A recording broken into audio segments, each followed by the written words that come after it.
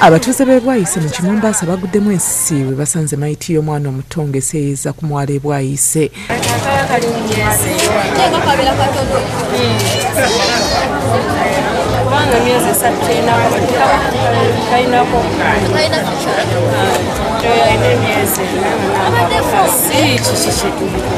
Omusasi waffe watuukidde mu kifo kino ng'abantu bategeezezza dda poliisi ejjannyulira omulambo guno wadde ng'ebadde tennatuuka. Ababaddewo bavumiridde ekikolwa ky'abawala eky'okuggyamu embuto era nga basuubira bamalaaya abatundira akaboozi mu kitundu kino kubanga be baakikoze.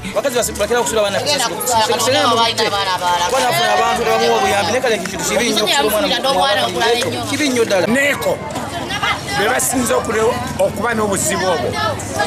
Baneeko bangi wano betamiddwa bamalaaya beetaasa, abasajja bajja ne beetaasiza ku bamalaaya n'atasobola kwambala kapiira kati bw'afuna olubuto ate alujja mu bujja. Kati wano bakusuulawo abaana baweranga 8 mu bbanga lya myezi 3. Balekerawo tuswaza batuulira abakyala ffenna naye abagamba nti bamalaaya baki n'abakazi abafumbo bajjamu embuto naye n'abasajja abafumbo bawa abakazi baabwe ssente bagende mu ddwaliro babakube empiso za family planning. Poliisi ejjetugirewo omulambo ekyo nakyo kikwe. Bogedde ne poliisi ebisongovu olw'okulwawo okutuuka wabula ng'oluvannyuma etuuse n'eguggyawo n'egutwala mu ddwaliro ekkulu e Mulago.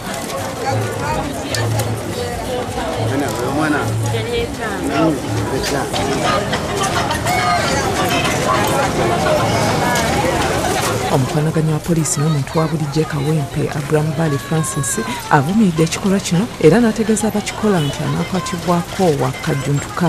Abantu bafuna okugyamu embuto mu ngeri efaanana nga kiteeka bennyini abazigyamu mu kabenje ng'oggyeko okuteeka abaana mu kabenje. Mugende family planning musobole okugyamu abaana musobole okulemesa embuto okuyingiramu okusinga okugyamu embuto ekiteekebwa teeka mu ngeri y'akabenje. Godfrey Katongole yakusakidde eggulire lino ku Lwabukidde TV1.